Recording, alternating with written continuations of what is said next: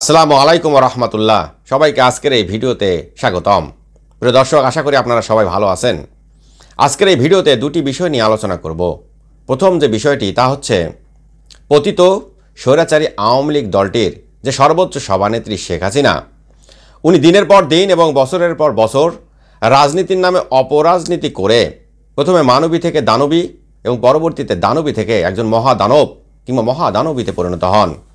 শেখ হাসিনার এই যে মহাদানব কিংবা দানবীতে পরিণত হওয়া, এর জন্য যে দায়ভার, এটা কি পুরোটাই শেখ হাসিনার উপরে বর্তায়, নাকি শেখ হাসিনাকে ঘিরে রাখত যে সুবিধাভোগী এবং সুবিধাবাদী মহল, সেই দায়ভার সেই মহলটার উপরও কিছু বর্তায়? আমরা এটা নিয়ে আলোচনা করব। পাশাপাশি আমরা এটা দেখব যে সাম্প্রতিক কিছু ঘটনাবলী থেকে এটা কি প্রতীয়মান হয় যে আওয়ামী লীগ দলটি বাংলাদেশের অস্তিত্বের চেতনা, স্বাধীনতা, সার্বভৌমত্ব, মুক্তিযুদ্ধ, বঙ্গবন্ধু ইত্যাদি নিয়ে সগর্বে বিভিন্ন রকমের ইতিহাস কপচাত তাদের সেই চেতনার যে রাজনীতি, সেটি কি শেষ হয়ে গেল? আমরা সাম্প্রতিক কিছু ঘটনাবলী থেকে এটা বিশ্লেষণ করব। প্রথমে আমরা দেখি যে শেখ হাসিনা যে অপকর্ম করেছিল, এর জন্য যে উনি একজন মহাদানব হিসেবে আবির্ভূত হয়েছিলেন, এই দায়ভারটা পুরোটাই ওনার কিনা। প্রিয় দর্শক, সাম্প্রতিক সময়ে আমরা দেখছি যে শেখ হাসিনা পালায় না এ কথা বলার পরও উনি 5ই আগস্ট বাংলাদেশের যে আওয়ামী লীগ দলটি রয়েছে তার বিভিন্ন পর্যায়ের নেতা কর্মীদেরকে অন্ধকারে রেখে মির্জাফরের মতো উনি পালিয়ে গিয়েছেন নিজের জীবন বাঁচাতে। উনি দলটির কোনো নেতাকর্মীর দিকে কোনো রকমের ভ্রুক্ষেপ করেননি। তাদের জান মাল, নিরাপত্তা ইত্যাদির বিষয়ে কোনো চিন্তা করেননি। উনি যখন দেখেছেন যে অবস্থা বেগতিক, নিজে এবং নিজের পরিবারের সদস্যদেরকে নিয়ে উনি নিরাপদে বাংলাদেশ থেকে ভারতে পালিয়ে গিয়েছেন। কিন্তু কথা হচ্ছে যে ওনার পলায়নের পর বাংলাদেশে একটি অন্য সরকার গঠিত হয়েছে এবং সেই সরকারটি এসে বিভিন্ন সময়ে ধীরে ধীরে আওয়ামী লীগের বিভিন্ন রাজনৈতিক নেতাকর্মীদেরকে গ্রেপ্তার করছে এবং সেই রাজনৈতিক নেতাকর্মীরা তাদেরকে যখন আদালতে নেওয়া হচ্ছে, জবানবন্দি নেওয়া হচ্ছে, তখন তারা বিভিন্নভাবে এই দায়ভার, তাদের অপকর্মের দায়ভার, তাদের খুন, গুম, নির্যাতন, নিপীড়ন, সাধারণ মানুষদেরকে শোষণ এবং শাসন করার যে দায়ভার, এই দায়ভার শেখ হাসিনার উপর চাপিয়ে দিয়ে সবাই বাঁচতে চাইছেন। তারা তাদের যে দায়ভার, সেই দায়ভারগুলো শেখ হাসিনার উপরে চাপিয়ে দিচ্ছেন সবাই। প্রিয় দর্শক, এখানে বলে রাখা ভালো যে গত 15.5 বছর শেখ হাসিনা নিজেকে বাংলাদেশে স্রষ্টার পর নিজে ক্ষমতাবান হিসেবে সর্বোচ্চ শক্তিতে আসীন করেছেন। উনি তার চারদিকে এমন একটা বলয় তৈরি করে রেখেছিলেন যে বলয়ের কাজ হচ্ছিল যে শেখ হাসিনাকে সর্বদা তাকে প্রভু হিসেবে স্বীকার করা, শেখ হাসিনাকে সর্বদা মাথা ঠুকে সেজদা করা, শেখ হাসিনার তোষণ করা এবং শেখ হাসিনার তোষামদি করা। এভাবে শেখ হাসিনা নিজেকে একজন স্রষ্টার মতো শক্তিশালী হিসেবে ভাবা শুরু করে দেন এবং উনি ওনার ক্ষমতায় থাকার জন্য অনেক মানুষকে খুন করেন, গুম করেন, নির্যাতন করেন, নিপীড়ন করেন। এভাবে উনি ওনার ক্ষমতাটা পাকাপোক্ত করেন। অন্যদিকে ওনার চারদিকে যে সুবিধাভোগী মহলটা ছিল, তারা শেখ হাসিনাকে ক্ষমতায় রেখে নিজেরা নিজেদের আখের গোছাতে শুরু করেন। নিজেরা বিত্ত বৈভবের মালিক হন। নিজেদের সন্তানদেরকে তারা বিদেশের পড়াশোনা করান, পরিবারকে বিদেশে সেটেল করেন।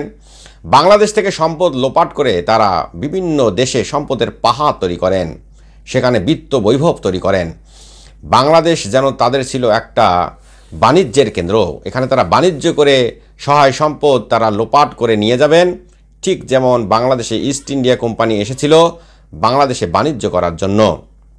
এখন যখন শেখ হাসিনা একজন পতিত স্বৈরাচার, উনি যখন নির্বাসিত হয়েছেন, ঠিক সে সময় এই নেতাকর্মী যাদেরকে গ্রেপ্তার করা হচ্ছে তারা তাদের আওয়ামী লীগ সময়কালের যে খুন, গুম, নির্যাতন, নিপীড়ন, পাশাপাশি জুলাই এবং আগস্ট মাসে যারা যে 2000 মানুষকে খুন এবং 20,000 ছাত্র জনতাকে যে তারা আহত করেছিল, এই দায়ভারগুলোর যে যখন তাদেরকে জিজ্ঞাসিত করা হচ্ছে তারা শেখ হাসিনার উপর চাপিয়ে দিচ্ছেন।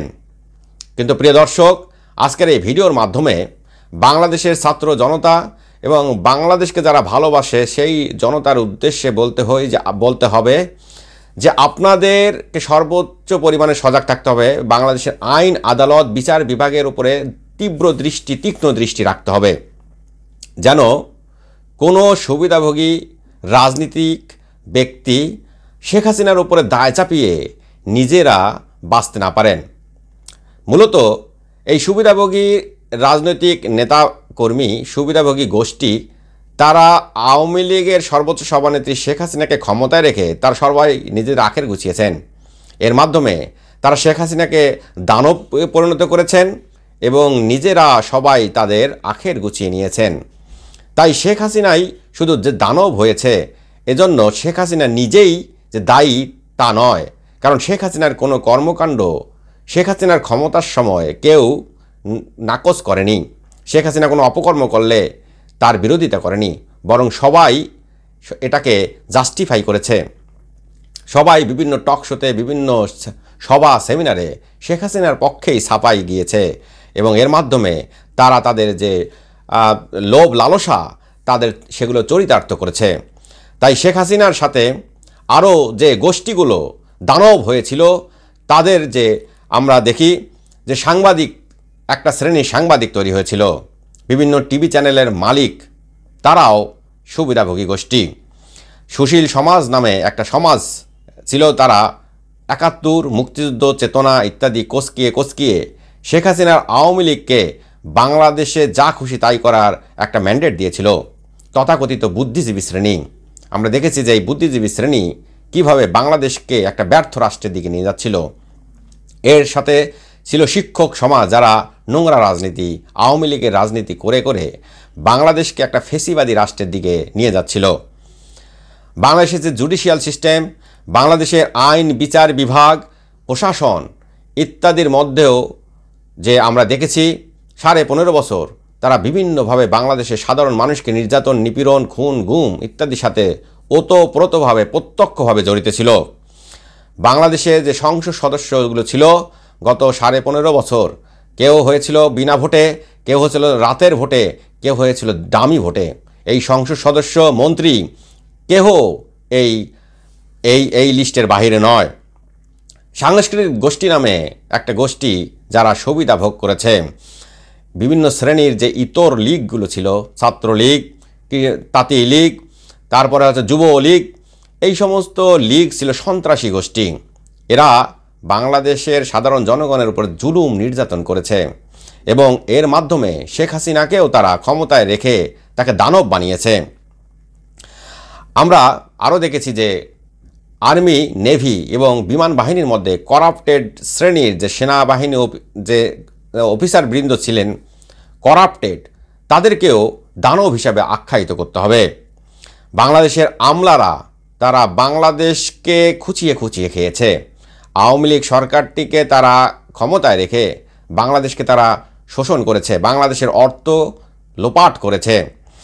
আমরা যদি আরও দেখি, এই লিস্টের মধ্যে বিভিন্ন রকমের সুবিধাবাদী মহল রয়েছে এবং বিচারপতিরাও করাপ্টেড ছিল। তারা বিচারের নামে সাধারণ জনগণের সাথে টাল বাহানা করত।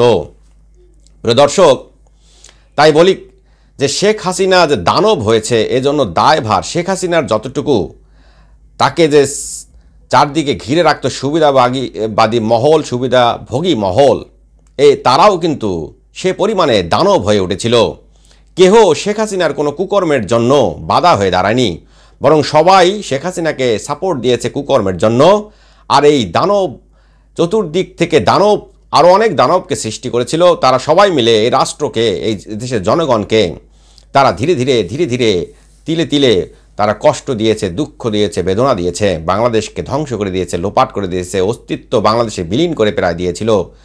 বাংলাদেশের স্বাধীনতা সার্বভৌমত্ব হুমকির মুখে পড়েছিল। বাংলাদেশ যে সম্ভাবনা নিয়ে সামনের দিকে এগিয়ে যাচ্ছিল, সে সম্ভাবনাকে তারা বারবার ব্যাহত করেছে। প্রিয় দর্শক, তাই শেখ হাসিনা দানব হওয়ার পেছনে শুধু শেখ হাসিনাই দায়ী নয়, শেখ হাসিনার সাথে আরও যারা বিভিন্নভাবে সুবিধা ভোগ করেছে তারাও মহাদানব ছিল। তাই যাদেরকে যখন গ্রেপ্তার করা হচ্ছে দায়ভার তারা শেখ হাসিনার উপরে চাপাচ্ছে তাদের কুকর্মের জন্য, কিন্তু কোনোভাবেই এই দায়ভার শেখ হাসিনার উপরে নয়, বরং তাদের উপরেই থাকবে। এবং এজন্য আমাদেরকে বাংলাদেশের আইন বিচার বিভাগের উপরে তীক্ষ্ণ দৃষ্টি রাখতে হবে, কোনোভাবেই যেন এই সমস্ত কালপ্রিট তারা ছাড় না পায়। অন্য যে বিষয়টি তা হচ্ছে, আমরা দেখি যে আওয়ামী লীগ তাদের যে নেতাকর্মী তাদেরকে যেখানেই জড়ো করা হোক না কেন, গত 15.5 বছর তারা চেতনা কপচাত। বাংলাদেশের মানুষের অনেক সমস্যা ছিল, বাংলাদেশের মানুষদের দারিদ্রতা ধীরে ধীরে বাড়তেছিল, তাদের ক্রয় ক্ষমতা কমতেছিল, বাংলাদেশের বিদ্যুৎ বাংলাদেশের মানুষ পাচ্ছিল না, বাংলাদেশের মানুষের যে খাদ্য বস্ত্র বাসস্থানের জন্য যে মৌলিক চাহিদা সেগুলো পূরণ হচ্ছিল না। অন্যদিকে বিভিন্ন সভা সেমিনার এবং টক শোতে আওয়ামী লীগের নেতাকর্মী উপস্থিত হলেই তারা চেতনা কপচাত, 71 মুক্তিযুদ্ধ বঙ্গবন্ধু ইত্যাদি কথাবার্তা দিয়েই তারা সেই সমস্ত অনুষ্ঠান শেষ করে ফেলত।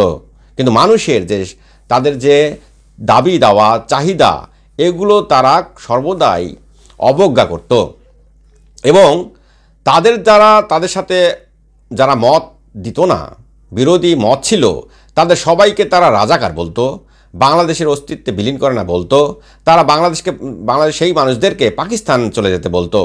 কিন্তু আমরা দেখেছি যে যাদেরকে রাজাকার বলা হতো তারা কখনোই পাকিস্তানের কোনো প্রধানমন্ত্রী, পাকিস্তানের কোনো প্রেসিডেন্টকে তারা পোস্টার ফেস্টুনে নিয়ে কোনো মিছিল করেনি, কিংবা তারা পাকিস্তানেও চলে যায়নি।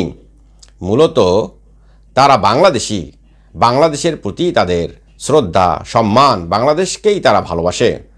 অন্যদিকে যারা চেতনার কথা বলতো যে আওয়ামী লীগ এবং ইতিহাস ঐতিহ্য তারা বিভিন্নভাবে বিকৃতভাবে উপস্থাপন করত, সেই আওয়ামী লীগ দলটি সর্বোচ্চ সভানেত্রী এখন ভারতে অবস্থান করছে, তাদের বিভিন্ন নেতাকর্মীও ভারতে চলে গিয়েছে।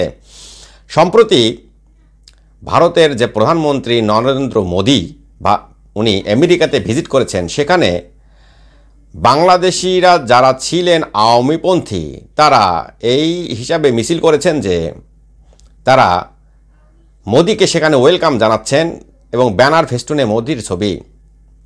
এখান থেকে প্রতীয়মান হয় যে কারা বাংলাদেশকে সত্যিকার অর্থে ভালোবাসে। আওয়ামী লীগ মানে হচ্ছে যে তারা ভারতপন্থী, এবং যারা সুযোগ পেলেই বাংলাদেশকে ভারতের কাছে বিক্রি করে দেবে, মোদীর কাছে বিক্রি করে দেবে। তারা মোদীকে এখন আব্বা ডাকতেছে এজন্য যে মোদী এসে শেখ হাসিনাকে উদ্ধার করে বাংলাদেশে বসিয়ে দেবে, এবং সেই আওয়ামী ইতররা আবারও ক্ষমতায় এসে বাংলাদেশকে মোদীর হাতে তুলে দেবে। তাহলে সত্যিকারের যে রাজাকার, সত্যিকারের যে এই দেশদ্রোহী আমরা যদি বর্তমান সময় বিবেচনা করি, তাহলে আওয়ামী লীগ দলটি এবং আওয়ামী লীগ দলটি সাপোর্টার ছাড়া আর কেউ হতে পারে না। তাই বাংলাদেশের ছাত্র জনতা এবং বাংলাদেশকে যারা ভালোবাসে তাদের প্রতি আজকের এই ভিডিওর মাধ্যমে এই বার্তা থাকবে যে আপনাদের তীব্র সজাগ এবং সচেতন থাকতে হবে। বাংলাদেশের অস্তিত্বের জন্য আওয়ামী লীগকে অবশ্যই ব্যান করতে হবে, আওয়ামী লীগের রাজনীতি বন্ধ করতে হবে। আওয়ামী লীগ বাংলাদেশের জন্য কখনোই শুভকর কোনো দল নয়, বরং তারা সুযোগ পেলেই ফ্যাসিস্ট হিসাবে আবির্ভূত হয়, এবং ভারত সেই সুযোগটি নিয়ে বাংলাদেশকে ধীরে ধীরে কবজা করার চেষ্টা করে। এক্ষেত্রে ভারত, মোদী এবং আওয়ামী লীগ যেন একটা আর একটার সম্পূরক। তাই আমাদের সর্বোচ্চ পরিমাণে সজাগ থাকতে হবে। প্রিয় দর্শক, আজকে আমরা যে দুটি বিষয় নিয়ে আলোচনা করলাম তা হচ্ছে যে শেখ হাসিনা যে একজন মহাদানব হিসেবে আবির্ভূত হয়েছিলেন, এই দায়ভার পুরোটাই শেখ হাসিনার নয়, বরং শেখ হাসিনার চারদিকে যারা ঘিরে রেখেছিলেন, তাকে তোষামত করতেন, সুবিধা নিতেন, তারাও দায়ী।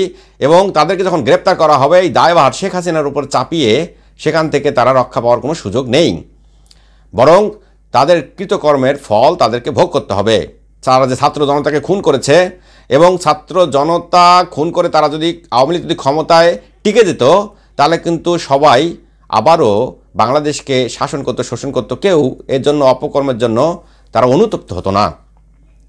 এরপর আওয়ামী লীগ যে চেতনার কথা বলে এবং সাধারণ মানুষকে রাজাকার হিসেবে আখ্যা দেয়, আমরা সাম্প্রতিক বিষয়ে দেখতে পেলাম যে আওয়ামী লীগই বরং বাংলাদেশের অস্তিত্বের জন্য হুমকি স্বরূপ।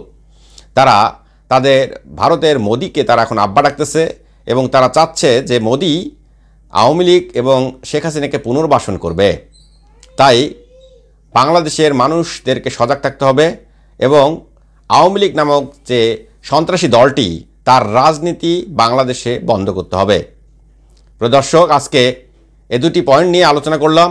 আপনাদের সবার সুস্থ এবং উন্নত জীবন কামনা করছি। আসসালামু আলাইকুম ওয়া রাহমাতুল্লাহি ওয়া বারাকাতুহু।